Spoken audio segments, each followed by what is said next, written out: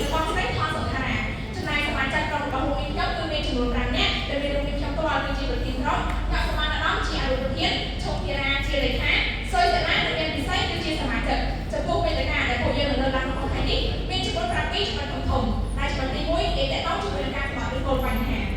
គណៈកម្មការជាទីគោរពអង្គវេទិកាមួយជាទីមន្ត្រីតើមានគោលហេតុអ្វីខ្លះទៅបណ្ដាលឲ្យបង្កើតនៅគម្រោងនេះឲ្យចេញជារូបភាពខាងមុខវាតកតងទៅនឹងកត្តា3ធំដែលទី1គឺជាកត្តាក្នុងកត្តាបន្ទាប់បន្លាយរបស់ពួកយើងដែលសម្ដែងឃើញថាគឺមានសកម្មភាពគ្មានអាសុខភាពខ្វះខាតនៅគ្រឹះសង្ហារឹមផ្សេងៗជាដើមកត្តាទី2នោះគឺកត្តាសភៅក្នុងបន្ទាប់បន្លាយ